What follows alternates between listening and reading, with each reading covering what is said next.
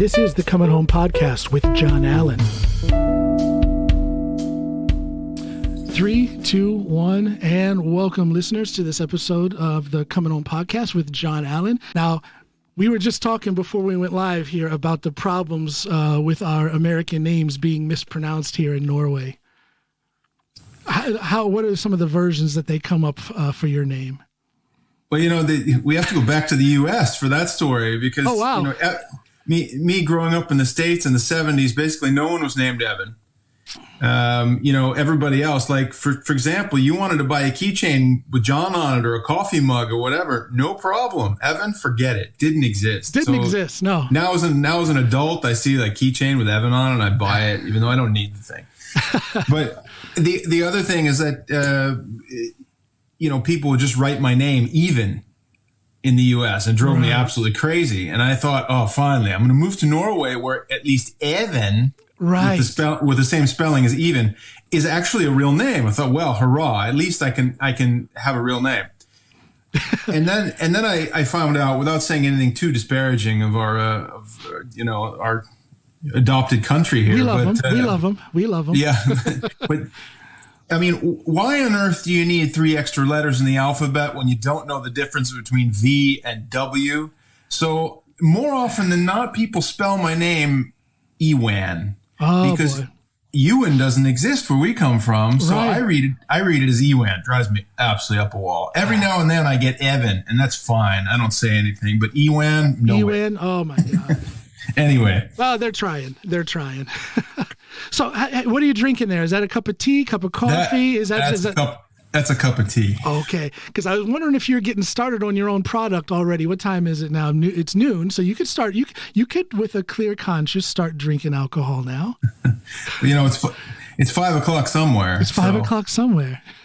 Yeah. If this was a work day and I was sitting at work, I'd be drinking tea out of a half-liter German beer stein. And so it's, every now and then at Teams meeting, someone's like, hey, what's the brewery guy doing?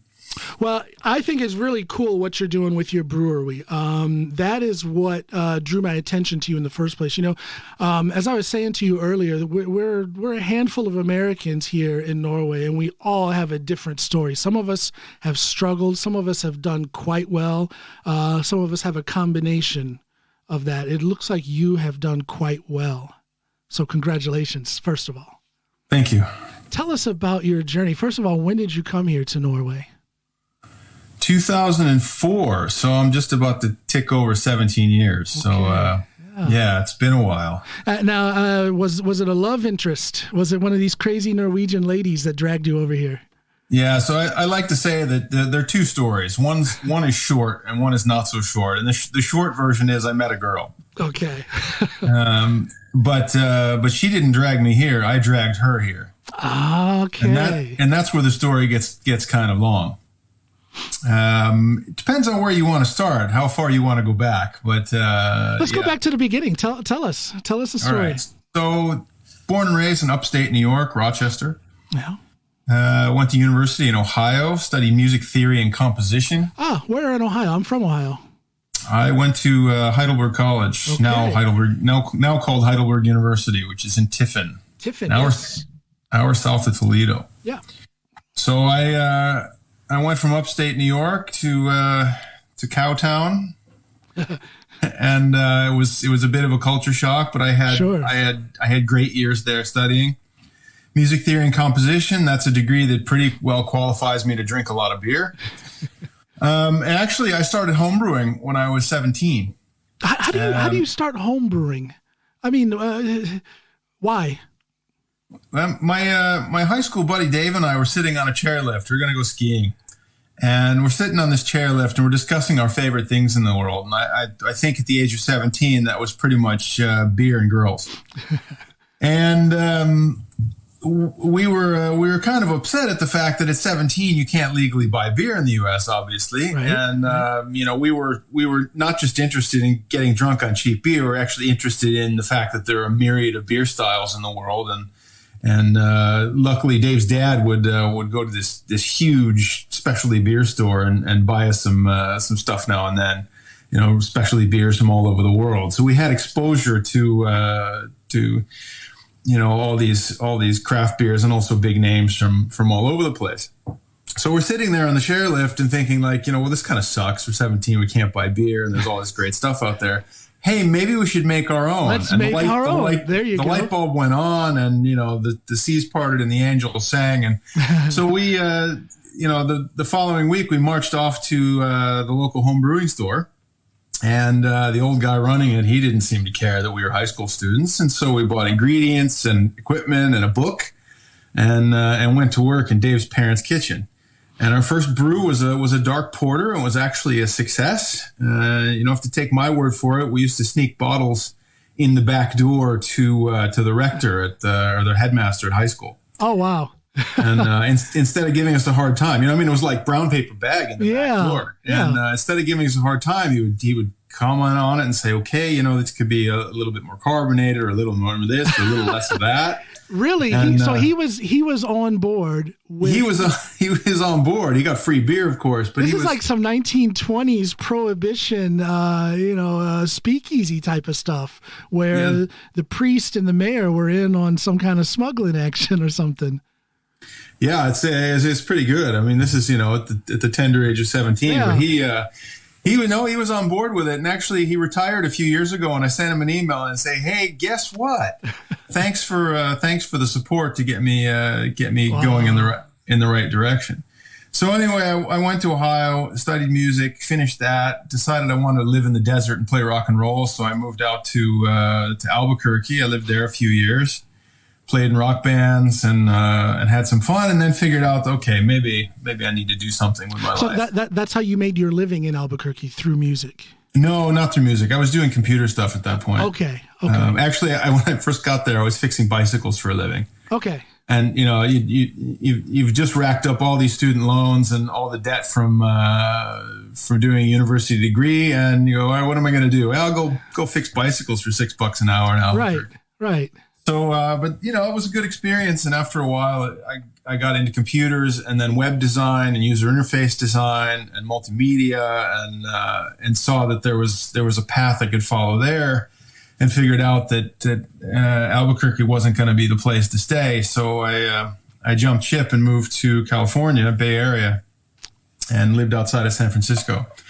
And then I was consulting to some pretty big companies in Silicon Valley. And then, I moved there in 97. And so 97 to 2000, wow. I mean, it was a wild time. Lots of venture capital money and lots of work, and pretty exciting. And, the important thread in all this is that the whole time I was brewing my own beer.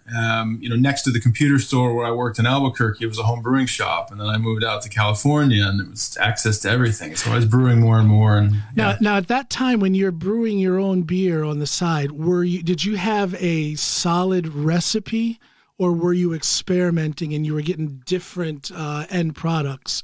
Were you building up to something that you knew was going to work, or were you just having fun? Well, I was having fun. I mean, I enjoy both the product, but also the craft of making it. And, as a music composer, though I'm mostly decomposing these days, but anyway, as a music composer, I want to do my own thing. I want to create my own stuff. So following the recipes straight out of the book, that was something that, we did in high school because we were just learning. Right. But it didn't take long before everything was an experiment. Interesting. So so you started when you're 17. You're doing this consistently through your schooling and your employment out in on the West Coast. At what point did you meet your Norwegian wife?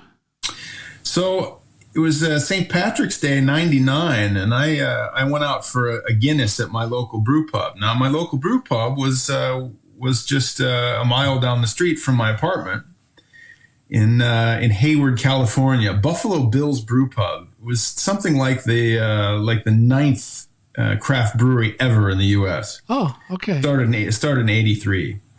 And I'd already been there 1,000 times, so I'd consumed all of their product. It was St. Patrick's Day. I'm going to go out and have a beer. And I sailed in the back door, and my lovely wife-to-be was standing in the line for the bathroom and saw me and said, "I got to talk to that guy." And she can't tell you why. She just said, "I got to talk to that guy." And I'm sitting at the bar talking to a guy from Chicago about, of all things, home brewing.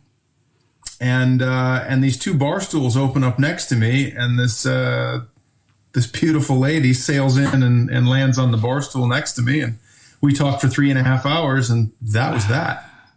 So my wife is from a small town here in Western Norway in the fjords, and she was living in California. What's the name of the town? I'm pretty familiar out there in the West. She's from Leikanger. Leikanger, okay, yeah. So she was she's educated in business, and I like to say she's got more degrees than a thermometer. And she's really solid business background. She was managing big banks and other stuff in the Bay Area, and then we met, and as I mentioned, it was really the heyday of Silicon Valley coming up to year 2000, and it was an exciting time. And then all of a sudden, it was the opposite of a roller coaster. Yeah. Roller coaster's boring on the way up, and a lot of fun on the way down. And this was the opposite, because the way down was no fun at all. Yeah. Suddenly, there was no work, there's no jobs. Certainly, they're not hiring expensive consultants. That was crazy times. People gave up. People threw in the towel and literally took their lives over that crash, the .com crash. How rough was it for you? How did you experience that personally? Well, we can look at it two ways. I mean, I was extraordinarily lucky because, I was living with the love of my life, and, she had a good job, and there was that pillar of support every day. Yeah. But, I'd gone from being very successful to very not successful. I mean, I dot bombed with everybody else. Yeah. And started looking for jobs doing whatever, And, when you're a guy with a college degree and business experience and everything else, and you're at Home Depot trying to get a job, and they're like, "Nah, we don't want somebody with your background. You're just going to leave." Oh, man, isn't that terrible? Oh. Yeah. And so stuff like that. And, fortunately, through some of my contacts, I was able to get a couple interviews. I was interviewed at eBay, a job I didn't get. And I interviewed at another company where the person doing the interviewing, she had worked with one of my former business partners at Apple. Okay. And really, my resume got to the top of the pile just because of that connection. And I was one of 800 some odd people that sent in a resume. It came down to two of us that got the second interview, and the other guy got the job. Oh, man. So that hurts. That hurts worse than being just thrown out with the first 300 or whatever. Right, which is most of it. And why did I not get the job? Well, clearly you're dedicated, but you're talented. You've got the portfolio, whatever.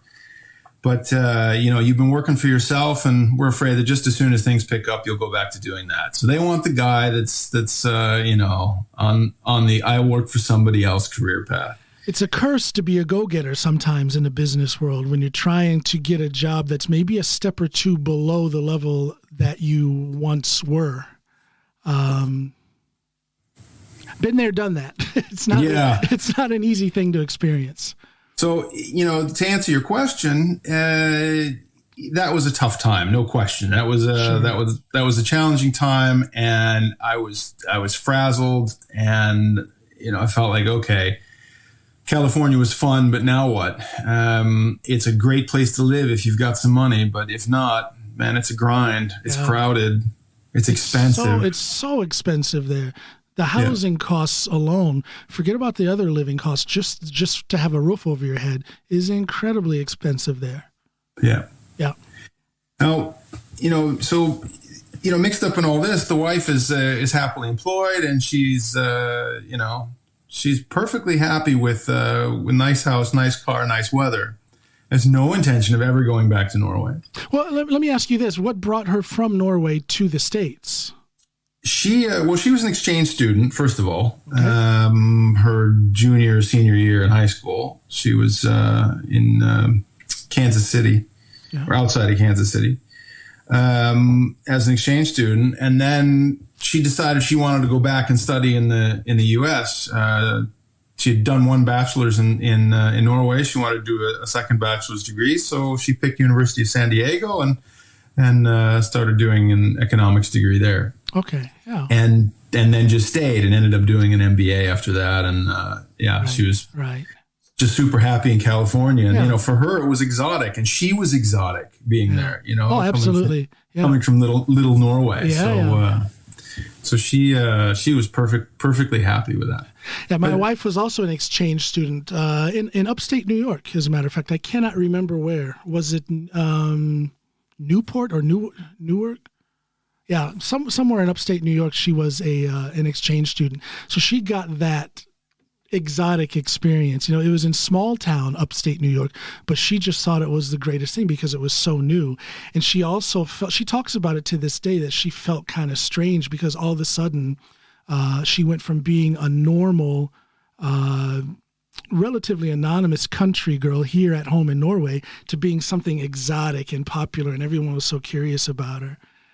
So it's a bit of a turnaround. Yeah, definitely. And so that was entirely my wife's experience. Yeah. And so, yeah. But she saw, I was really struggling, and it's okay. What are we going to do now? And in summer 2003, we came over to Norway for our wedding, and some of my family and friends came over, and she's got a great big family. So my wedding day, I like to say that I got something like 35 new family members, and that was just immediate family. Yeah. So a big crew, and after the wedding, my brother-in-law gave me and my dad and my brother a ride down to the express boat, so they could take the boat back to Bergen and see a little bit more of Norway before they headed back to the States. And so we were married up at Østerbø Fjellstove, which is this wonderful little group of cabins that my brother-in-law owns up in the mountains. Absolutely pristine weather. I mean, 30-degree weather in August awesome. for 3 day for a 3-day wedding where you can't go anywhere, and it was really a blast and a great experience for everybody. So we drive down to Flåm because that was the nearest place to catch the fast boat, and my brother-in-law says, "Beautiful town, by the way." It is. It is. Yeah, absolutely beautiful place. And so we get down to Flåm and get Dad on the boat, and my brother-in-law says, "Well, this cafe and restaurant here is for sale. The owners have approached me about buying it, and I'm not sure that I want to do that, but I'm thinking about it." I said, "Well, that sounds kind of interesting." And we had an ice cream and chatted a little, but I didn't think more about it. No. And went a couple of months. I'm back in California, and slaving away at an absolutely horrible job. So bad I don't even want to tell you about it. And that's another podcast episode. Yeah, so no, that's one in and of itself. And so my brother-in-law calls my wife, and he said, "You know what? Our old mom's getting old. My wife is second, the youngest of 6 siblings, and so her mother had her quite late. Our mother's getting quite old, and I've got an opportunity here. I think you and Evan should invest with me in this cafe and restaurant and bed and breakfast, and come to Norway and run it, and then you can be closer to your mom and everything else." So he played the mom's getting old card. And so I come home from work that day, and my wife tells me that my brother called, and he's got this opportunity for us, and my whole face lit up. I'm like, sure. Yeah. I mean, I was so ready to do anything, just anything at that point. And so I said, "Well, what would you tell him?" She said, "No way. Absolutely no way." I said, "Forget it." And I hung up on him. Oh. What? So I called him back. Okay, she didn't really hang up on him, but it sounds good. Anyway, it sounds good. So I called him back, and I said, "I'm coming." And then came what you'd call a discussion. Now, any guy in Norway knows you don't pick a fight with a Viking girl. You just don't. Oh no, that's a dangerous thing to do. But we discussed. And, at that time she was commuting. We were living up in the Sierra foothills. We'd moved out of the Bay Area about a year before. She was commuting on Monday, 3.5 hours down to the Bay Area and then back on Friday. So I didn't see her all week long, which was hard. I was doing this awful boiler room job. Yeah. And, just burnt and frazzled and stressed. And it was a really tough time. It was a really tough time. And so I said, here's an opportunity for us to do something not only in the same place, that we're not living in two separate households all week long and trying to make it work. Yeah. We can actually do something together, build something together. And I remember saying to her at the time, you've heard the expression lead, follower, get out of the way. Yep. And I said, you and I, we think like leaders, but act like followers, and we're only getting in our own way. Yeah. I said, we need to make a choice here. Here's an opportunity that most people would pass up. They'd make a million excuses why this is not possible. Oh, but the kids are in school. Well, we didn't have kids, so that wasn't a non-issue. But, most normal families would think that way. Oh, the kids are in school. I mean, it's a new country. I got to learn a new language. We got to sell the house. We got to move all our stuff. I mean, it's an incredible long list of things that most people would put up as barriers to doing. Yeah, people have a tendency to do that. No matter how much they think that the end result will satisfy them and put them in a better place, they will list up all of these things, these tasks, these steps that are necessary to get there. They'll put that in front of them and create their own hindrance. It's quite often. Well, certainly. I think it's human nature. And honestly, I'm no different. And the older I get, the more tendency I have to do that. And I think we're all like that. But at that time, I was so incredibly ready to do something else. The time was right. Yeah. The time was right. And this is exciting. I mean, we go to Norway, we give this a go. Well, you were also in a position of discomfort because I believe, you said a second ago that the older you get, the more likely you are to list up those hindrances, those self-made hindrances to keep you from taking action. But I think that comes from a position of comfort. We enjoy our comfort, and to stretch ourselves out to a new goal is going to disrupt that comfort. But when you're already in a state of discomfort, you have this boiler room job. I'm real curious about what that is, but but you have this boiler room job and you're in a condition of discomfort. Now those hindrances are in fact smaller to the naked eye because you want to do whatever it takes to make your situation better. So it's human nature to put those hindrances in front of ourselves, but it's also human nature to fight for a better situation. Indeed. I think. Indeed. And so, we discussed and my wife got the numbers from the business and, okay, it's doing okay. I mean, there is some potential here. Yeah. And so in darkest January, she hops on a plane, flies to Norway. Not the best time of year to visit Flåm. It's beautiful here, but it's dark and cold. It's brutal. It's brutal. And, by the time she'd left, she'd signed a contract and we were going to take over that business. And it was a massive leap of faith. We decided we'd give it 5 years and see how it went. Okay. Yeah. And she and I had two very different experiences in the start. So, this is going back to what we're saying, about my wife, also your wife being exchange students, my wife being a university student and then working and living in California. She was exotic. It was an exciting place to be, access to everything all the time and, so forth and so on. And coming back to Norway, suddenly I was exotic, I made a concerted effort from day one to learn the language as quickly and as well as I could. That is key to success in Norway. How long did it take you before you were able to converse with people? I could have a basic conversation in 6 months. I was entirely conversational a year and completely fluent in 2. Good. My writing, it's taken longer to get better. And I'm not saying I'm perfect, but, and living here in Western Norway, it's all dialect and, which is fantastic. And it makes me that much more exotic. I love to go to Oslo and confuse the Norwegians. Hey, try being a black guy speaking a combination of the Finnmark dialect, nynorsk, and that Hallingdal hellbillies stuff. I speak like a mishmash of all of that. So give that a try for being exotic and for having people kind of, do a double take when you start talking. I'm not even going to try and compete with that. I think I got you beat there. Yeah, I think you do. But isn't it such a beautiful language? I think it's so cool that I can speak it. I am so proud of being able to speak Norwegian, because to me it's this beautiful musical melodic language, and it's just cool to be able to talk. Yeah, I kind of wish the dictionary was more than half an inch thick. It's that on one hand you can learn tons of vocabulary in a hurry because there's not so much to learn, but on the other hand, the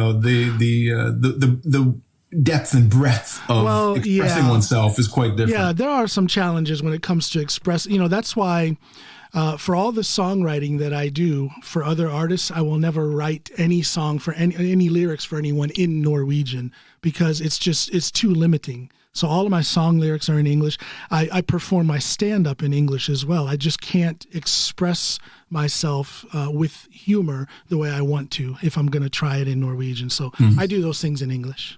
My day-to-day, out and about when I'm speaking with other people, I'm speaking Norwegian. But when I'm doing musical things or comedy things, it has to be in English. You just can't express myself. Just can't do it.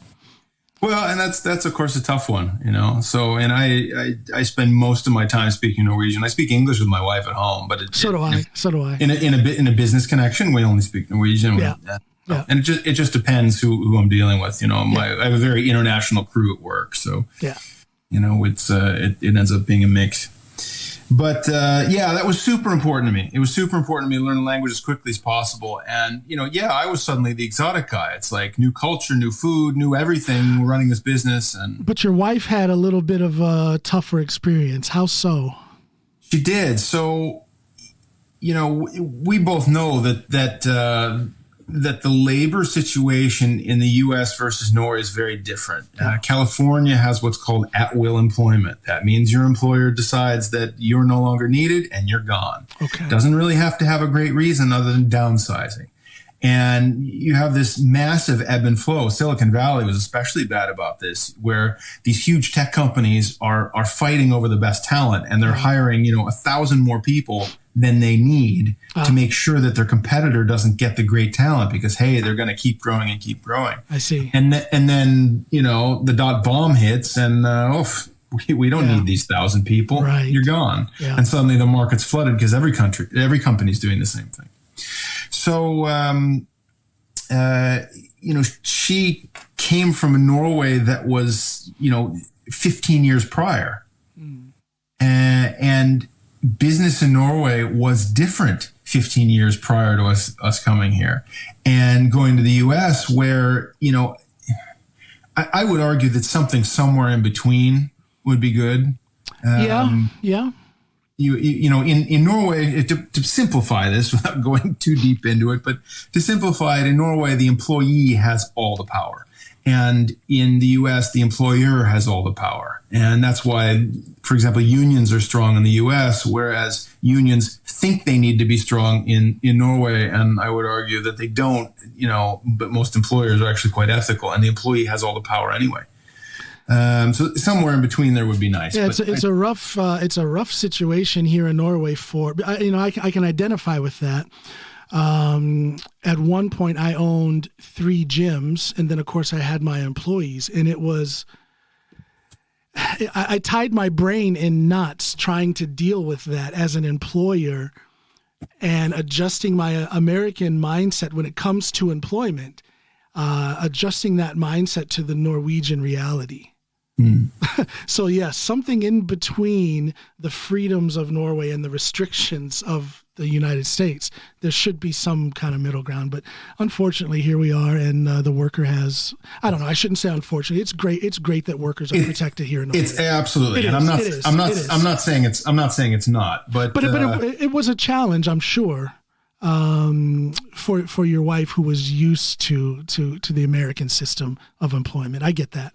Yeah. Let me just say that, I'm not saying the Norwegian system is bad by any stretch. No, and it's not, but it is an adjustment to make. Yeah. I mean, people are taken care of. And, especially now we see with what's happened with the pandemic. Yes. Boy, I wouldn't want to live anywhere else. I would not want to be anywhere else. No, this is the perfect place to be. Yeah. Yeah, it is indeed.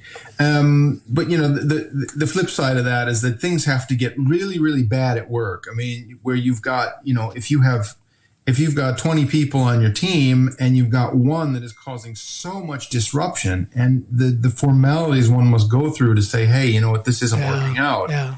It's really enormous. I mean, it is. If you have a kitchen and one of your chefs pulls a knife on somebody else, then that might be enough, but maybe not.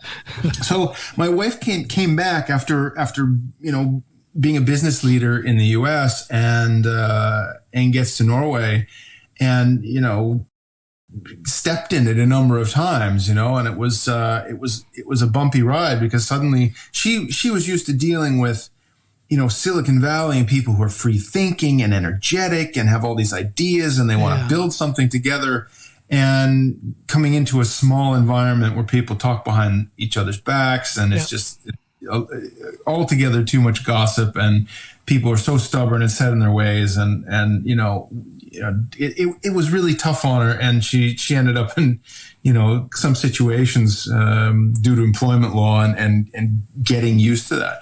So really, for the first couple of years, she was ready to just pack her bags anytime and leave. I don't know how many times I had to talk her out of pulling out the suitcase. So while she's going through this, what was your experience? Was she in charge of personnel while you were more in charge of the practical brewing, or how did you guys divide the work? So we didn't move here to start a brewery.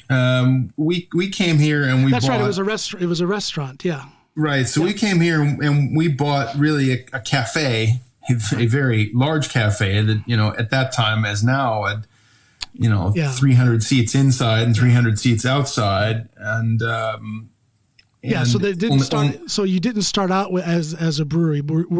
No. But how when you first got here, how did the two of you divide the work? What did she do, and what did you do?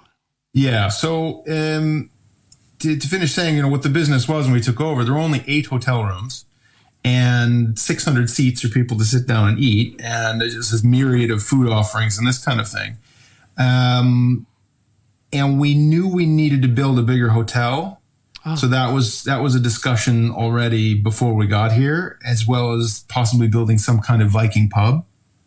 And my wife came in as administrative director, and there was no hierarchy in place. Everybody just did everything. And it was in the summertime, and you're trying to feed 1,500 people a day, and it's total chaos.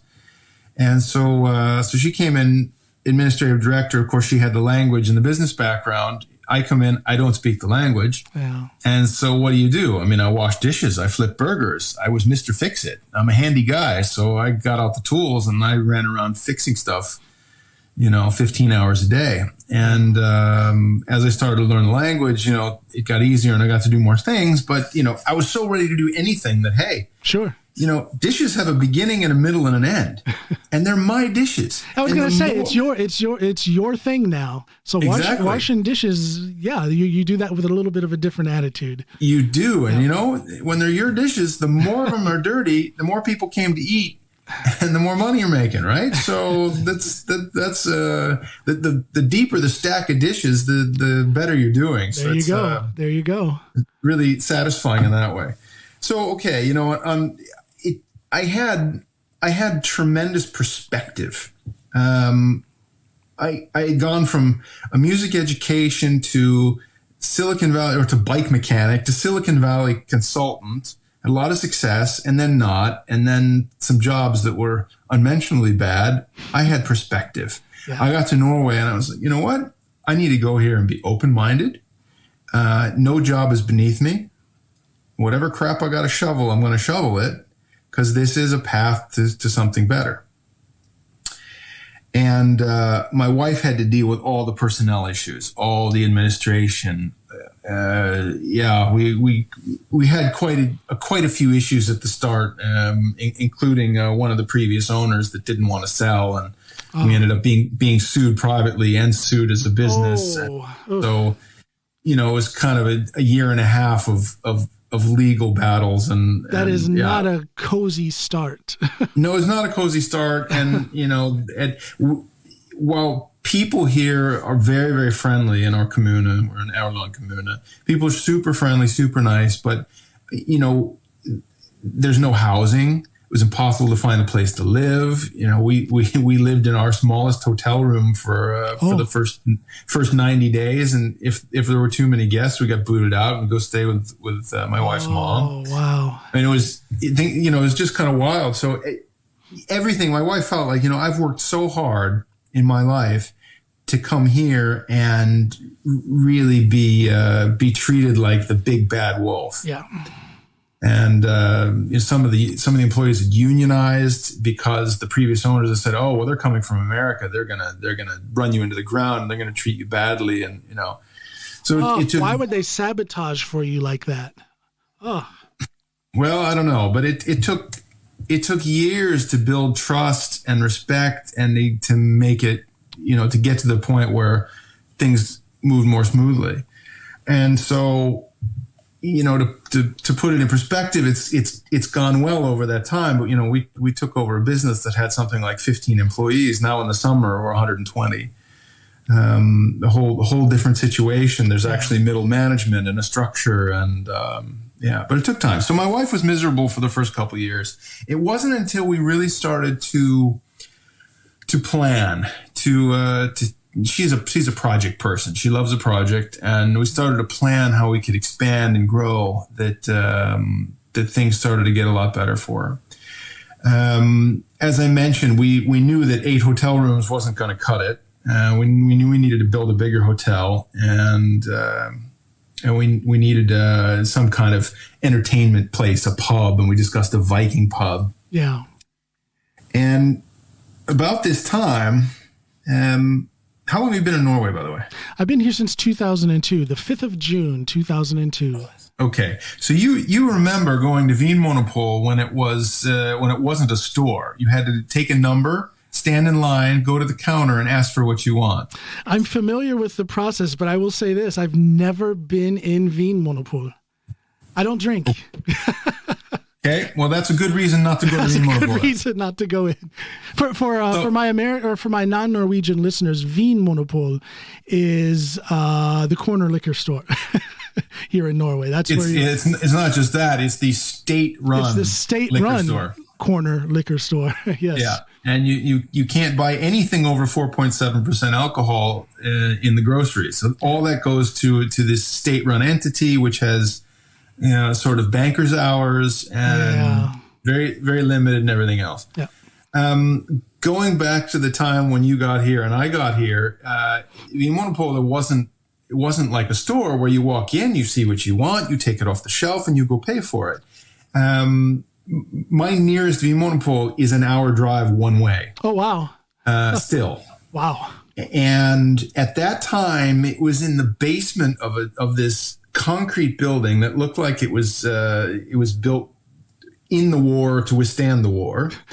With sort of this cracked, nasty old tile on the floor, and it was just you went in this basement. It was just dismal. It was depressing.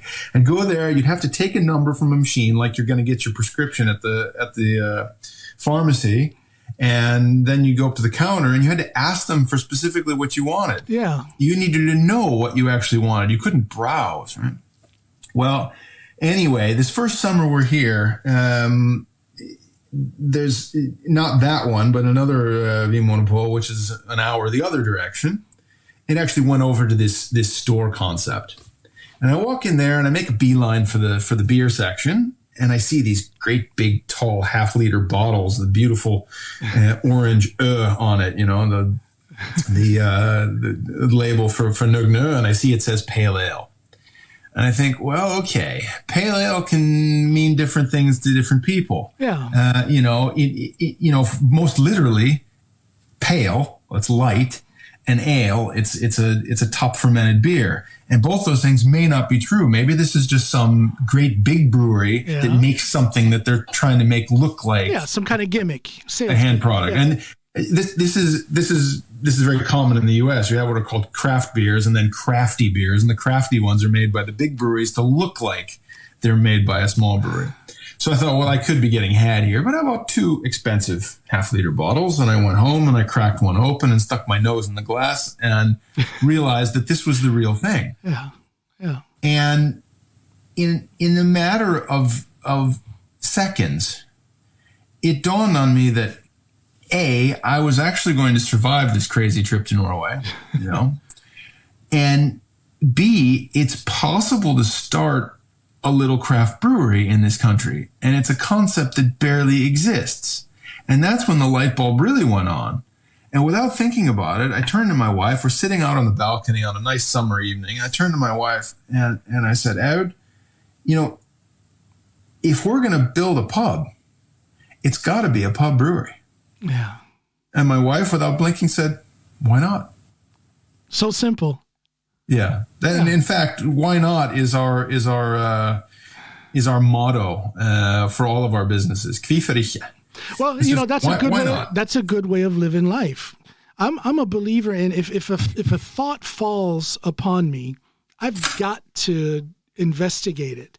And if I do that investigation and I still feel good about it, why not? Yeah. Du say hvorfor ikke? Jeg sier hvorfor ikke? Hvorfor ikke? You have to do it. Why not? Why not? And that's driven us ever since. And suddenly I had a whole new purpose in life. It wasn't just that I had escaped a bad situation and come to a new place and, hey, at least I'm drawing a salary and washing dishes and fixing things. Yeah. That was very satisfying for all the reasons we already talked about. But the next thing was, now I really have a purpose. Now I have a goal. Now I have something to really aim for here. Now you're going to create something on top of this new business that you have. Absolutely. And it didn't take long before most of my full-time job was focused on research and figuring this out and going to Copenhagen and studying brewing in Danish. Oh God, you poor thing. It wasn't. I was in Norway a year and a half, and I went to Denmark and started studying brewing in Danish. For my non-Norwegian listeners, Danish is quite similar to Norwegian, but it's crazy enough to where it is very different. A lifelong born and raised Norwegian struggles with understanding Danish. So, hats off to you for going through that. It was a challenge, to say the least. It was entertaining. Oh, I can imagine. It was a great time. I was living in Copenhagen for a period of time as an intern at a brewery, and then went to school after that. And talk me through that process? How do you study brew? I mean, what was it, an actual school, or did you get some sort of agreement with another business that they were going to take you on and teach you show you the ropes? How did that work? Yeah, so next door to Carlsberg in Copenhagen is the Scandinavian School of Brewing. Oh, there is a school. Okay. Yeah, so really most of the brewmasters, pretty much all the brewmasters in Norway, but anyway, maybe not all, but most of them have studied at Scandinavian School of Brewing, or they've studied elsewhere in Europe. And so there are many venerable institutions throughout Europe that teach brewing.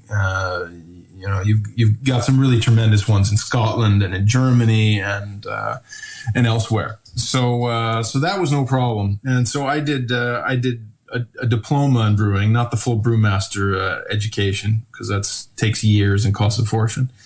But I wanted to make sure I was going into my venture with a little bit more experience, and to go down there and be an intern, that was the best part. I mean, what I thought at the time, like, I'm going to take, a month or so of my life and I'm going to go live away from Norway. This is going to be a new change after having just come here a year and a half prior, and be away from my wife for a month or so and everything else. But I thought, when am I ever going to have the opportunity again to live in Copenhagen? Yeah. And I'm so thankful I did it, because it was a great experience. It was a lot of fun, Yeah. And I got tremendous experience brewing. So at that point, this is 2004, summer of 2004, and we spent 3 years planning, working on the architecture, the design of what the brew pub was going to be, as well as designing what would be our new hotel. Okay. And the original plan was to build both of them at the same time, but due to a shortage in materials, we ended up building them a year apart. So we opened the brew pub. Are they physically connected, or they're are they not two separate buildings? They're not physically connected. And so anyone who knows what a Norwegian stave church looks like, our brew pub looks kind of like a Norwegian stave church. In fact, foreign tourists show up and they wonder how old the church is.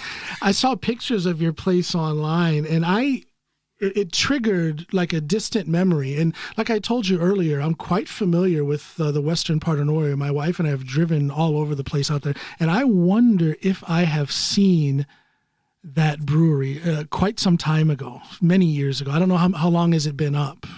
Well, we opened the brew pub in 2007. So it'll be 14 years this year. And I want to say that I have seen your building before, which is kind of ironic. Who would have ever thought that you and I would be talking here today? Yeah. Small world. So we opened the brew pub in 2007. We opened the hotel a year later in 2008. Now we're 41 rooms instead of 8, and you've got the brew pub and its own kitchen and everything else. And so it was. Suddenly I had this purpose, and, I was in the start, the only brewer, the only employee in the brewery. And I literally had to drop absolutely everything I had previously done in the business. And it was truly 15-hour days, 7 days a week for years. And, how do you make it through that? How do you get through that? I understand that it's your business, and you want to do it. But how do you physically do that? How do you survive that? It's got to be done. And when you're intensely passionate about something, it's amazing how much energy you can find. Amen. Now that energy doesn't last forever. To be fair, at some point you've got to find some balance in life, and it took me some years before I actually started to find balance. Yeah. So I mean, we were here 8 years without having balance in our lives before we started to find it. There's so many things that you're saying that I can identify with, and that whole thing about, the energy, the adrenaline, the passion for your project, for your business, that can keep you going. It kept me going for a long time. I ran 3 gyms in northern Norway that the one was about 4.5 hours away from where I lived. The other one was an hour and a half, or about an hour and 15 minutes away from where I lived. And the other one was a half hour away from, so it was a lot of traveling, but I loved it. Even though over those years, and I think it was like over a 7.5 year period, I could feel myself getting weaker, physically weaker, because you keep pushing yourself. If I could do that over again, I would have portioned it out. I would have maybe worked those, 15-hour work days for a month, and then take maybe, 5 days off. And you can do that when you own your own business. You can do that. But very few people do it. You get wrapped up in a passion. You get wrapped up. You're on that roller coaster, man, and you just don't want to jump off. Yeah. In some businesses, some industries, maybe you can do that. But you really at the start when you're building something, mostly you can't. It's just got to get done. And maybe not 5 days off, but work hard. Run yourself into the ground for a month, but then take a couple 3 days off. You can do it. You can. I say you can. Well, I should have, or I'll say this: I should have done it. I'll speak for myself. I should have done it, because in the end, I got burnt out, in the end, I ended up selling everything. Yeah. And that's why we live down south now. We sold everything, sold our house, sold the businesses, and came down here because it was just too much. I was burnt out. I wasn't seeing Snoopy or the kids, and I just had to make that change. But you obviously didn't get to that point. You obviously found a solution, or you managed to deal with the burnout. So I didn't feel burnt out then. Okay. Yeah. Definitely not. And I'm a chump, I guess. No. It's true. You work enough, you're eventually going to hit the wall. And I had tons of energy for it, and we continued to grow. And it's a lot of fun. Like in 2006, that was the last year that we had what you would say is like normal Pilsner on tap in our cafe that we bought in from another supplier. And I gave that supplier the boot and said, starting a brew pub. So starting now, we're only going to have our own beer. And they laughed and thought that was hilarious, and said good luck and went out the door laughing. Yeah. And well, now you've been Norway's best what do you call it, brewery pub 3 years in a row, wasn't it? 2008, 9, and 10. That was a pretty informal award, but it was nice while it lasted. And then they figured out that, well, it was kind of hard to keep up because we would sort of win every year. One, our brew pub is spectacular, but they ultimately just stopped doing the award. But that's a long time ago now. Okay. I mean, I've won beer of the year. I've got something like 22 or 3 international medals from the Australian International Beer Awards. I've got medals from Germany. We've won Best in Packaging awards in the UK. All kinds of stuff like that. So that's all well and good, but well, it helps get your name out there. It may be just a bunch of flash, and it may just be some kind of diploma on the wall, but there is a statement in that. There's a verification. There is a justification of all the hard work in those kind of recognitions. Am I right? Yeah, it's certainly it's a nice pat on the back, but words don't pay the bills. No, only cold hard cash. Yeah, exactly. But what's exciting, and what led to those crazy days, especially in the start, is that 2006, last year, we had beer that we bought in from other suppliers. We sold less than 9,000 liters of beer, and I thought, well, we're going to start this brew pub. We're going to have a variety, because for me, it's all about variety. Sure. You not being a drinker, you maybe not have experienced this, but if we want to go back, it's still this way in some pubs. But especially if we go back 15 plus years, a Norwegian walks into a bar and wants a beer and just says half liter. Yeah. Yeah. I mean, sorry, but out of all the myriad of beer styles in the world, none of them are called half liter. Right. That's a size. What do you want? A half liter of, rat poison, motor oil? Because I don't know about you, but whatever it is that I'm going to eat and drink, I want to know what it is. I want to know what it is, and I want to specify what it is. Right. And human nature, we want to be able to choose. We want to choose what color we wear, or what car we drive, or what mobile telephone we buy, or, insert object here. And we want to make choices ourselves. Yeah. And so, I often ask groups that come to visit the brew pub, and I'm showing them around, and I'm just curious if anybody here has ever gone to a restaurant and the waiter or waitress comes out and presents the menu and tells you the specials for the day and everything else, and you just take the menu and you slam it shut and slam it down on the table and you just say food. Yeah, everybody sort of looks around bewildered. Some of them get where I'm going. Yep. And I say, well, what? Nobody's done that? Because I'm really surprised. I'm sure every single one of you has gone into a pub and you've just said beer. Yeah. Come on, Norman. And what did you get? What did you get? You got a half liter of beer. Yeah. You don't care what it is or who made it or what it tastes like. You just want to get drunk. Yeah. You know what? I'm about variety, and my brew pub is going to have variety. So, okay. First year, 15,000 liters. That's my goal. I'm going to have lots of different beers on tap, or at least as many as I can come up with, that I can keep on. So I started out with 5 beers, which wasn't many, but hey, massive variety compared to what was normal. I decided not to have Pilsner. I refused actually the first 12 years to make a Pilsner. Why? Well, because Ola Norwegian, he comes into your pub and he says, Pils. Yeah. And if you've got one, you can stand there till you're blue in the face. Yes, sir, but we have this wonderful blonde ale, and it's got a little bit of citrus in the flavor, and it's really great with seafoods, and similar to that Pilsner you like. Or we have this amber ale, and it's red and caramel in flavor, and it goes really well with, cured meats and cheeses. And then we have this and we have that. You can tell him all about these things until you're ready to pass out. And at the end, he's going to say, no, Pils. I want the thing I'm familiar with. Yeah. And so by refusing to even put a Pilsner on, Mr. Norwegian, he's got to pick. Yeah. He's got to choose one of my other beers. And then he comes back after he's consumed it and he goes, wow, that was really good. Suddenly he's just taken a little step over the threshold.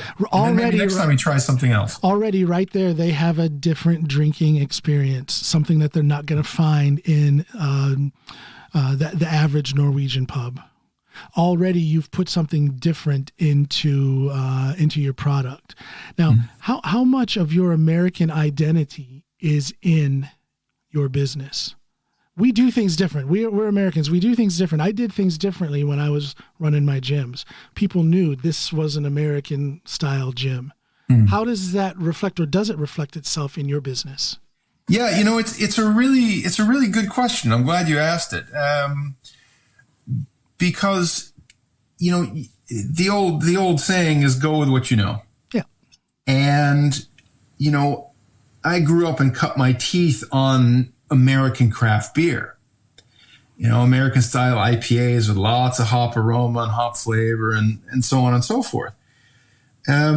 So it was entirely natural for me to produce those beer styles that I was familiar with. Now, we've expanded our portfolio greatly since then, but that's where it started. And sometimes I get questions from local homebrewers, who really make the traditional farm brew. Yeah. And they're like, hey, why don't you make some traditional malt beer? This, like we do on the farm. That'd be really cool if Ægir would do that. I said, yeah, I'd love to do that, except that it wouldn't really be honest.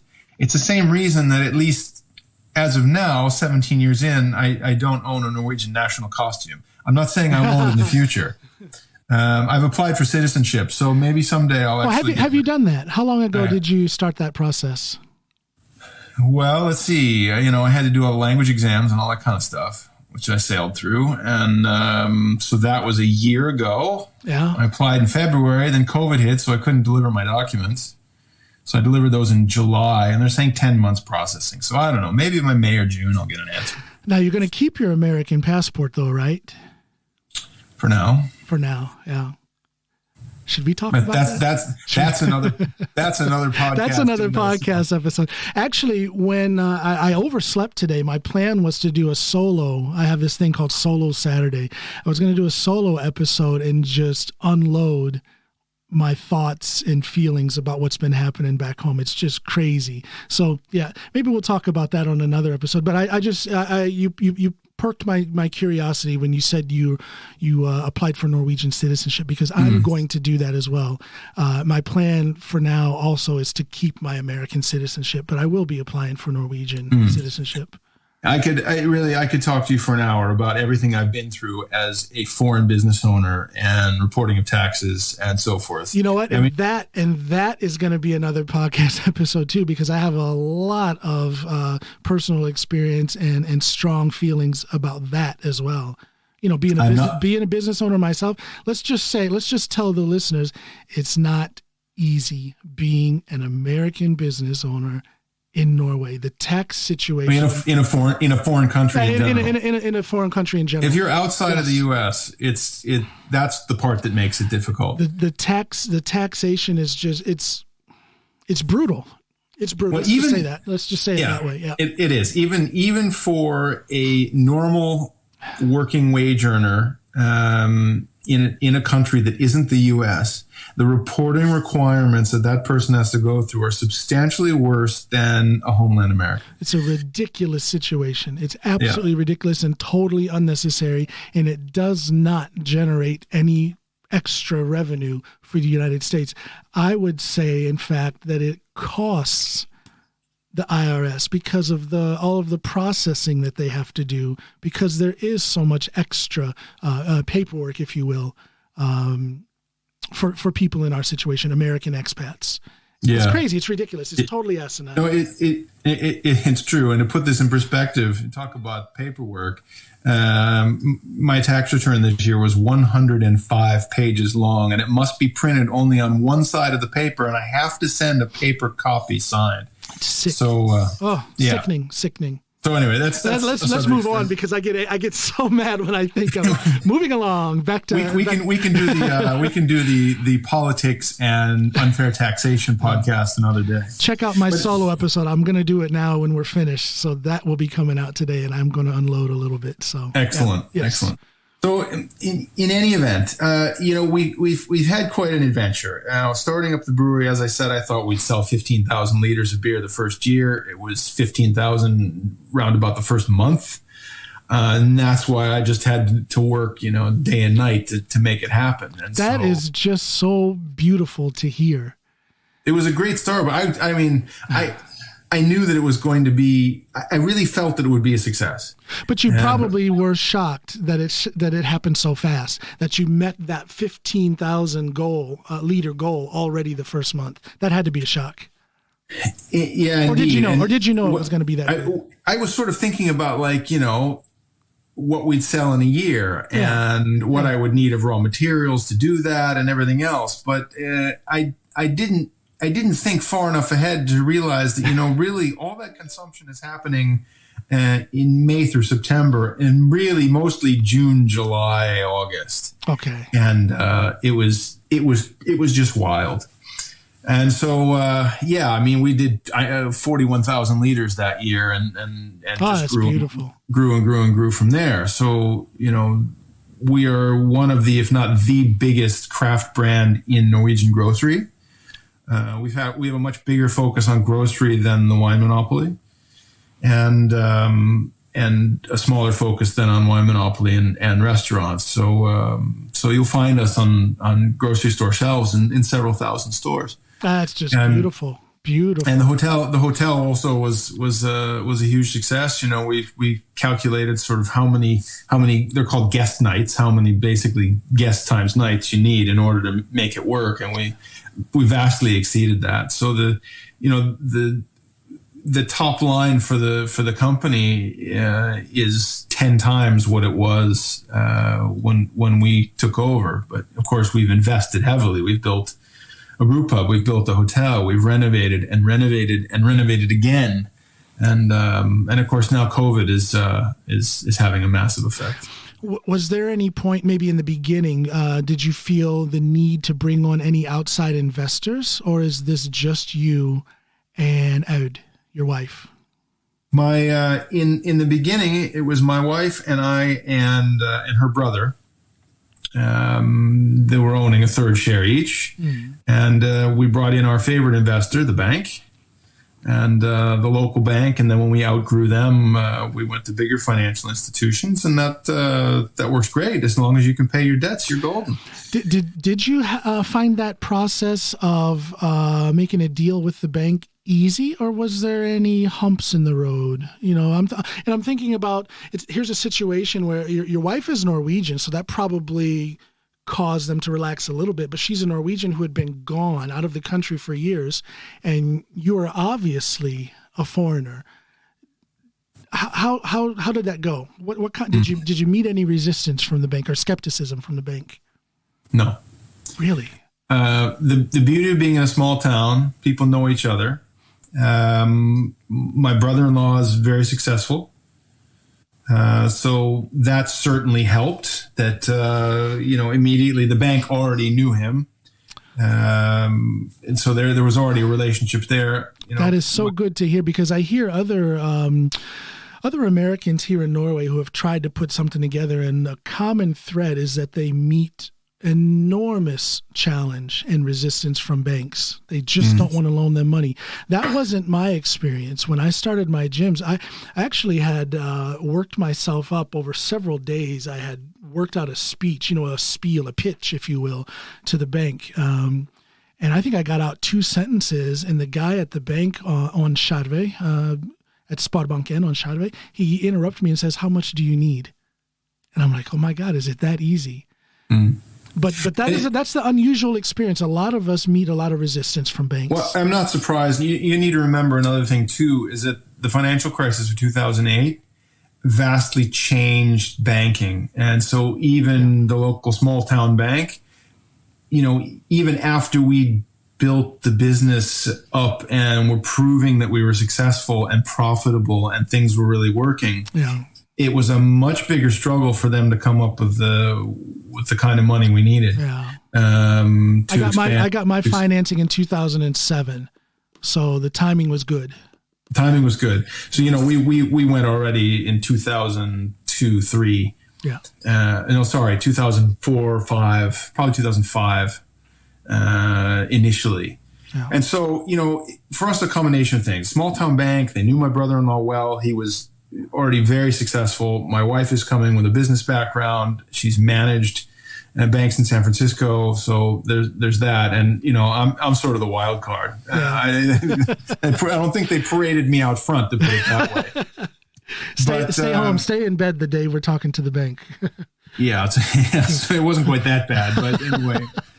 No, it worked, and we got financed, and we were able to build, and we were able to grow. And we outgrew the pub brewery immediately. I mean, really immediately, because of that first month you met your year's goal. Yeah, well, it wasn't just that; it was that I couldn't keep up. Okay, and I realized that I had thought the whole time about this cozy little brew pub, and but I had ambitions of growing and distributing and bought bottling equipment and things like that. And, so what did you do to adjust then? You get this, you get bombarded with business, with revenue, with profit that first month. How do you adjust? What practical things did you have to do to adjust to that? Well, the thing is, you can't rush beer along. The fermentation process takes the time it takes, and you can only brew as much as you have tanks for. And so when you run out of tanks, you're at a standstill. So would you buy more tanks? I only had space for one. Okay. So our brew system in the pub is 1,000 liters, and so I bought a 3,000 liter tank that's super tall, and we managed to shoehorn it into the pub brewery. And that helped, of course. That was after the first year. And after the second year, I realized, you know what? I'm toast. There's no way I can produce enough. And we actually started to distribute bottles, and we were just about to go into grocery. And so I had to contract brew our bottled beer at another brewery for a period of time. We did that for 2 years. And at that point, it built the market enough without having the capital investment. We built the market enough to go to back to the bank and say, okay, now we're ready to bring all our production back to Flåm. We need to build a new brewery, and that's going to create jobs, and that's exactly what happened. They financed us. We built the brewery and warehouse. We had way more capacity and proper packaging equipment, and we started to grow. And how many employees do you have at the time? So as of today, how many do you have? As of today, we're 9 people, and about that equates to about almost 8 full time. So we've got some that work, for example, only in the summer season, and others that work a reduced schedule. But we were before the pandemic, we were at 10 full time. Okay. And we've restructured a little bit, but we're still a total of 9 on the payroll. How hard has the whole COVID-19 situation affected your business? So we need to look at the business as two separate entities. The brewery as a production unit that sells to Norwegian grocery, restaurants, bars, and the wine monopoly, and then everything else, which would be a cafe, restaurant, hotel, brew pub. Yeah. Before Christmas, well, backing up to March when we basically went on somewhat of a lockdown. It's hard to call it lockdown compared to what other countries have experienced. But in any event, we had to close completely. My wife laid off basically her entire staff, except keeping some sales staff on partially, whereas the brewery trucked along like normal. And because bars and restaurants were closed, people go and buy the beer at the grocery or at the wine monopoly and take it home. So there's still business for you then. Yeah, for sure. So we lost the majority of our volume that was going to our own businesses and our local businesses. And we sell quite a lot of beer, especially in the summer months, to our own brew pub. Yep. Luckily, Norwegian stayed home last summer. They decided to do their vacation in Norway, and they came to Flåm and drank a lot. You know, your typical Southern European young couple comes and they see the price of beer and they buy a 0.3 glass and split it between them. Yeah. Whereas Norwegians come and they order a round of half liters and then another round and another round and another round. So we've never sold so much beer in Flåm as we did in July last year, ever. I mean, it was really So that helped make up for it. So all in all, you know, we had to cut some staff as well temporarily, do some layoffs, and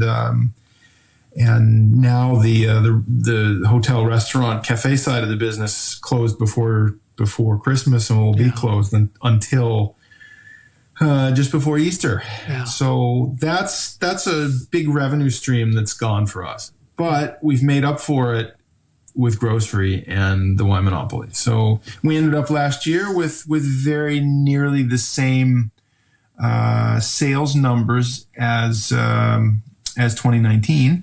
That's good to hear. That's good to hear.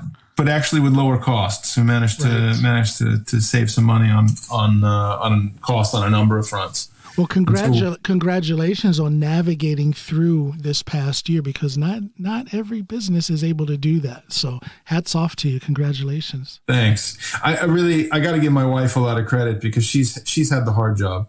She's had to look 35 to 40 people on her staff in the eye and say, "I'm sorry, I've got to lay you off, and I don't know when I can take you back again." That's a hard thing to do. That's a hard thing to do. These people have families, they have bills to pay. Now, of course, the Norwegian state helps take care of them, so nobody's out in the cold. Right.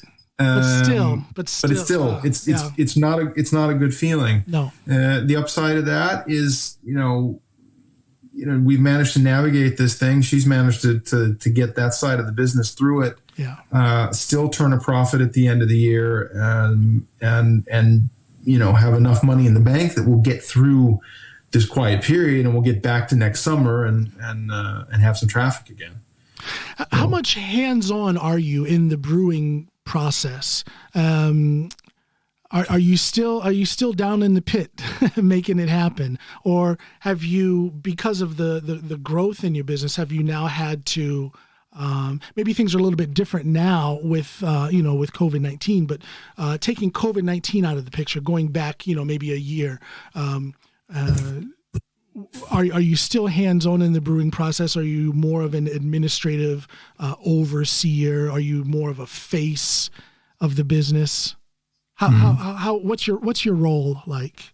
Yeah, so I'm the director, right? And that is mostly an administrative role, which I can't say makes me super happy.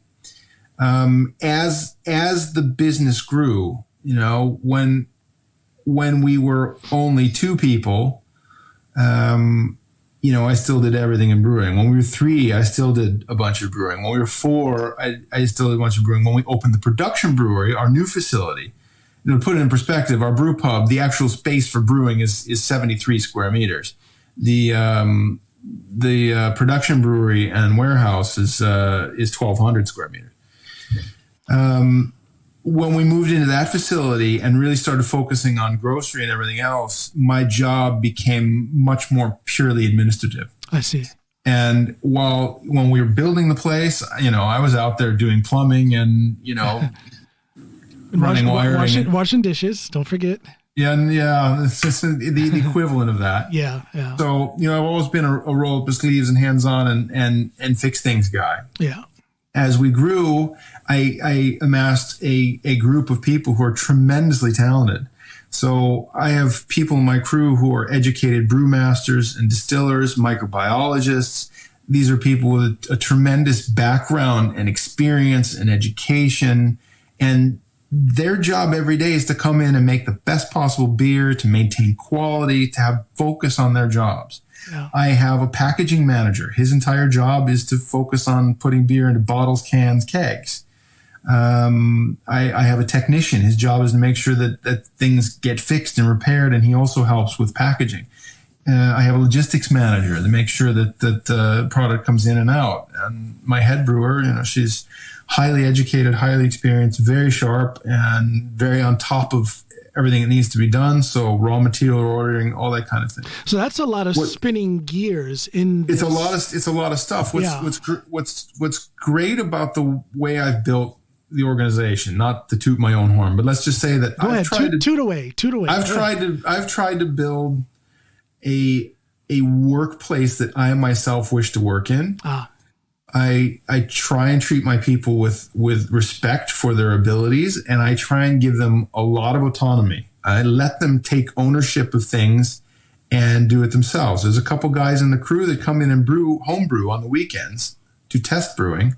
Okay. And I cheerfully finance that and let them do it, because it also means we get new products for our portfolio. The crew, they've put regulations into place, routines, procedures, documented procedures, without me having to be deeply involved in those processes. Right. Which is great, because they also feel an ownership. So sure. I have people in my crew who have been with me 5, 6, 7, 8 years even. And so I think that is really working. And I want to let them come in and have that focus on what they're good at every day. Yeah. Just as soon as I step out into the brewery, I've got 50 other things in my head.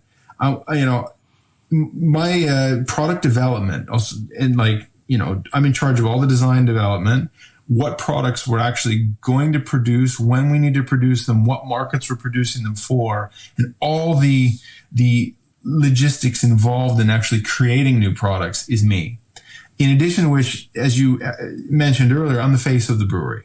So I go out and I do some events and tours in the brewery and that kind of thing. Although I also have a person who I call my beer guru.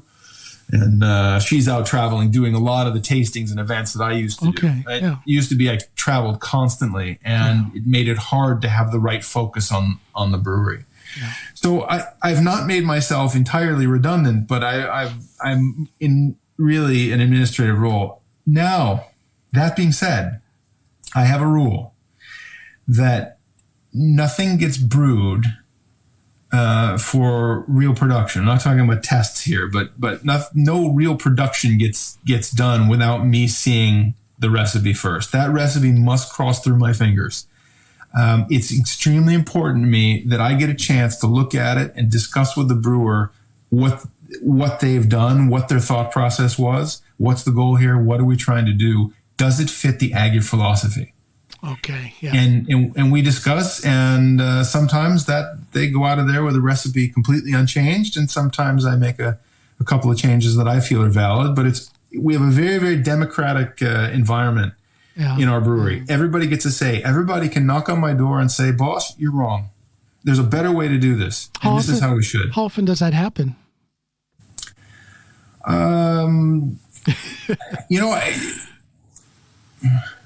I'm tempted to say so often I don't notice. Okay, yeah. I honestly can't say, because everything is an open discussion. It's pretty rare that I just put my foot down and say it's getting done this way. Yeah. Sometimes I have to do that. Sure. And they seem to have this intuitive ability to know what they should or shouldn't bother me with. Well, that's what I was going to say. It's almost like a family situation. The wife and the kids and the husband, you have this dynamic, and I better not tease Snoopy today. She's a little irritated about something. I'll back off a little bit. And, I never back off. I tease her anyway. But I would imagine that you have, because you're not a big, you don't have dozens or hundreds of employees. You guys are a relatively small group, so you learn each other's personalities. They've learned your personality. They learned what you tolerate, what you don't tolerate. So they probably would stop themselves from doing something questionable before they even do it, because they know how the boss is going to respond. Am I right? Yeah. Yeah. Yeah. I mean, to put it another way, I trust my people completely. I trust them to do a great job every day, because they routinely prove that that's what they do. Yeah. That's what they do. Yeah.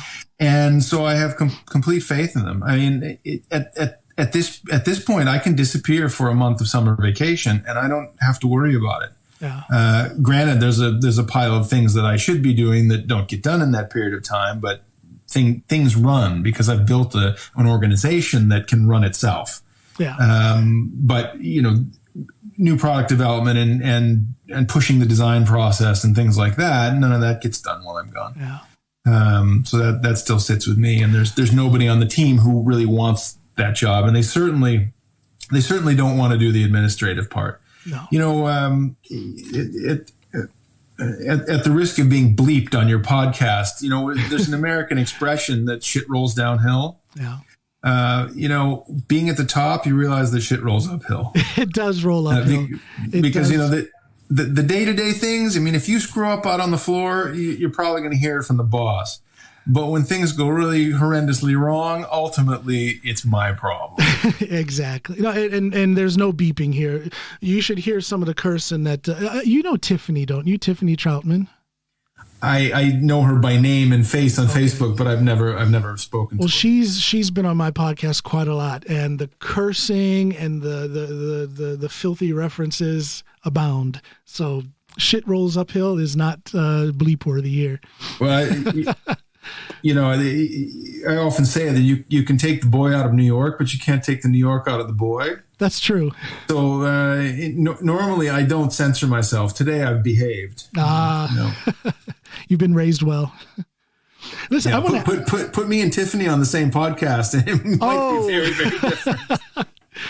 Hey, I want to ask you about your music. Is guitar your instrument? What do you play? Guitar is my instrument. Okay. I also sing. And do you have any projects going on? Have you been on any? Can your music be found online anywhere? Probably not. I really took a huge break from music, and I realized pretty quickly after university that trying to make a living at music was going to be difficult, and I realized I didn't really have the drive. I was pretty burnt out after my university time, and I just wanted to play rock and roll and have some fun. And the process of doing that, I met some really great musicians. In particular, I met a bass player, my drummer's brother-in-law, actually, who's the single best musician I know, and just an unbelievable player, and a guy who has struggled to make it in spite of his enormous talent. Yeah. And I saw that, and I'm like, it's disheartening. It's disheartening. It's very disheartening, and also a reality check. You know what?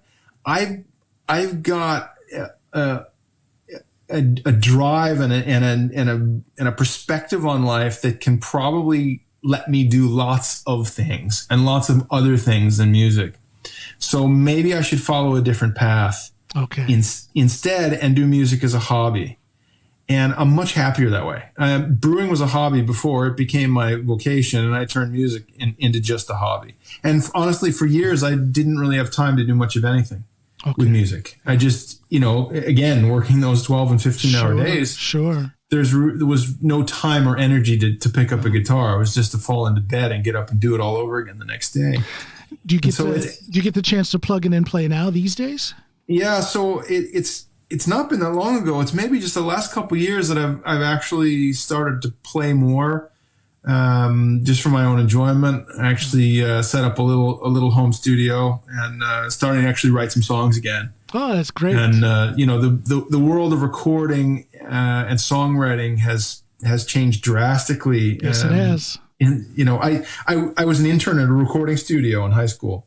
Oh, cool. And incidentally, my home-brewing buddy Dave from high school, he went and worked in the homebrew shop where we used to buy our stuff for his high school internship, and I went and worked in a recording studio. Tremendous experience. I loved it. And he ended up getting a PhD in high energy physics and doing nuclear research, and I ended up brewing beer. So in any event, so yeah, I'm spending more time on it now. I actually have a space at home. I'm actually sitting in my studio now because it doubles as my home office, and it gives me the opportunity to have that outlet and create a little bit. And I'm going to do with it, I don't know, but I'm at least going to get some songs down. What's it doing for you to be writing and to be playing again? Has it changed your life in any way? Do you feel any effects?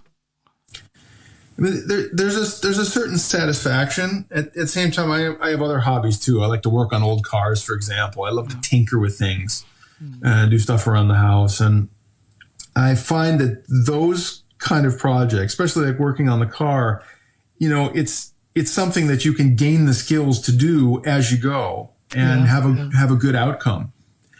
Being a musician, it's much more demanding, and it's much more, for me, disheartening and dissatisfying because you feel like, I really should be better than I am.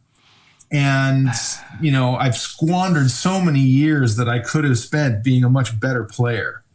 Can't it be something that's similar to to tinkering on a car, that you pick up the skills as you go? Those skills are much more hard won. They're much more hard won, and they require tremendous dedication. And so now I've started actually writing songs again, and that's fun. I can actually, now you've got really a band in a box. You've got access to just tremendous tools that simply didn't exist when I was studying music. And so I can create things that are enormously satisfying to create. But to sit down and become a better player, that's another discipline and something I'm spending a little bit of time on as well. But it's always, to put it this way, I feel like it's always just not enough. And I can't. You're a perfectionist. You're a perfectionist, and you're too hard on yourself. I am a 96% perfectionist, which means that I understand that achieving anything better than 96% is impossible.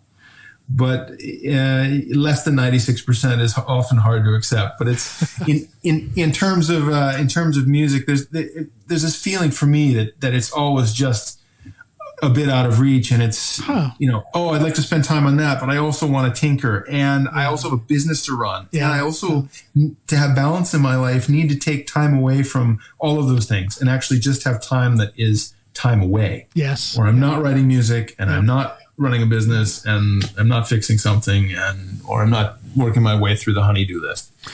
For me, music is so therapeutic. I can't wait. Later on this afternoon, I'm going to lay a bass track down. A friend of mine is doing some recording, and I can't go into, I could go into the studio, but I'm being careful with COVID and all that. So I'll just play a bass line here in my studio, and then send it to him. And I can't wait to do that. The therapeutic effects of recording and performing and writing and stuff, I don't know what I would do without it. So every chance I get, although the writing process has kind of stopped up.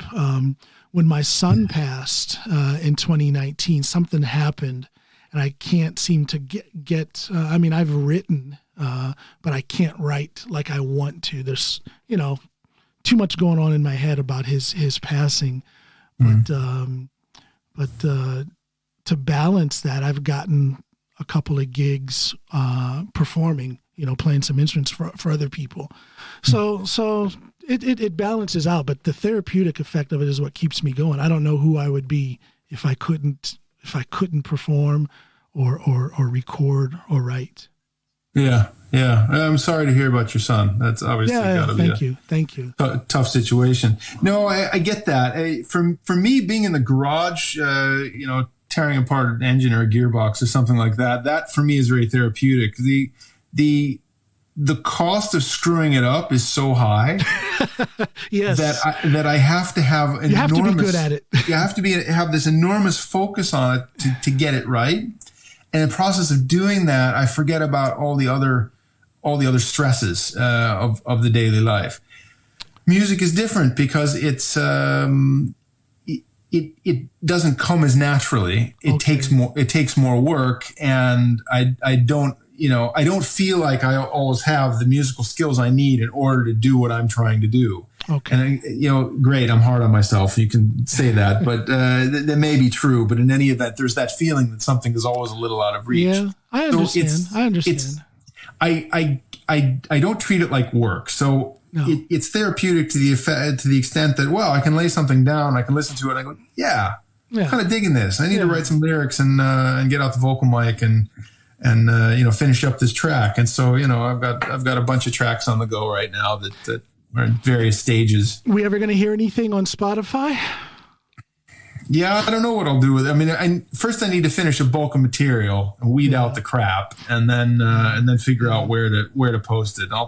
I'll stick up a link, and anybody who wants to listen or care, then I have a suggestion. A lot of people think I have to release an album. You don't have to release an album. You can release a single, you know? So a lot of people get stuck on that thing. I want to create and I want to release an album, but that is such a monumental task that a lot of people will spend years trying to get the songs together for an album when they could have been much more productive by just releasing singles. So that's my unasked advice. Yeah, well, that's a good piece of advice. I haven't quite decided what platform yet, and first I need to get some songs to the point where I'm actually like, okay, that's done. Yeah. Now I can move on. You know what actually is really satisfying for me about it is that because I worked in a recording studio, I did a demo in when was that? 91. I did a demo. I went into the studio, and because I was working at the studio, whenever it wasn't in use, I could use it. Yeah. Which basically meant that I would pull all-nighters, and I did a demo where I played all the instruments myself. I borrowed a drum set from my college roommate, and drove my parents crazy practicing drums in the basement. And I went into the studio and actually cut a whole demo where I played everything, which was a monumental and insane undertaking. Yeah. But I really, really enjoy the recording process.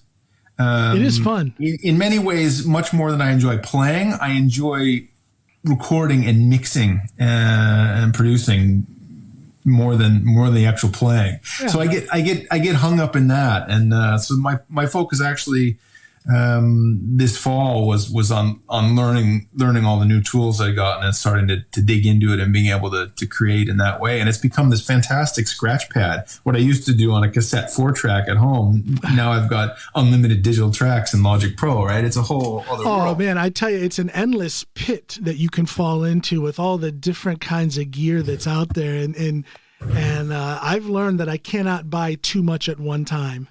Yeah, because I will lose myself. Everything else stops. It's almost like I'm in a new universe, and leave me alone so I can explore this. Yeah, that's true.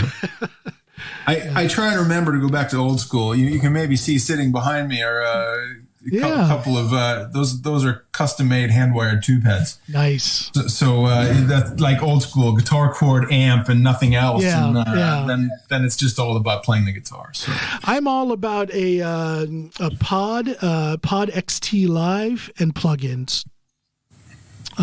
Because in any kind of group where I've performed, I've always just been the lead singer. So I've never really had a need for, cabinets and amps and all that stuff. So for both my guitar and bass playing for recording, it's real simple. Pod XT Live right into my DAW and various plugins. Right. But that is cool. That does look cool behind you. I need to maybe I need to go old school. That's really old school. Vintage guitars, cord, loud amp, and it's you can't beat that. There's an authenticity that you're not going to find anywhere any other way. Yeah. Hey man, listen, I I just want to say thank you for doing this. We planned this over a month ago, so it's good to finally get it done. And again, congratulations on your success. I think it's so cool that you started this. I love seeing people succeed. I love even more seeing American expats succeed because there are so many challenges. There's, for me at least, moving from the States to Norway, there's a certain element of trauma in that. And a lot of us don't do well with that. So when I see someone like yourself who has actually made it, man, I think is a beautiful thing. And hats off to you, man. I love it. I really appreciate that. I do see, like, on the Facebook group, there's some people that definitely struggle. For me, coming to Norway was easy, but I had my wife, and I had, sort of a good environment around me. And coming to a small town actually was tremendously positive. I had Snoopy, and we went to a small town, which was a good thing because I felt in a way that I was coming home. I'm from rural Ohio, so to come to a small area of Norway was great. But I did well in the sense that I was speaking the language within a month, 4 or 5 weeks. I had a job that just fell into my lap. I was fully prepared to be unemployed for a while and just kind of take a break. But I got a job right away, learned the language right away. But still, there was this element of uncertainty. No, uncertainty is too mild. Fear.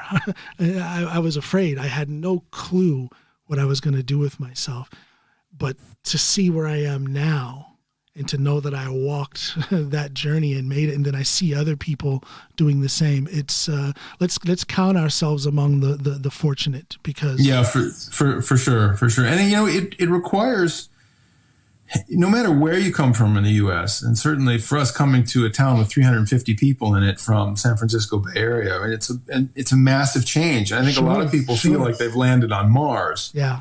But I was so ready to embrace the change, and unless you're willing to embrace your adopted home, you can't forget you're a guest here. But unless you're willing to embrace it and learn the language, become part of the community, see, and you're going to miss out. Yeah, and I have since embraced all things Norway. But when I first came here, I didn't want to come here. It was kind of forced. It was kind of forced upon us.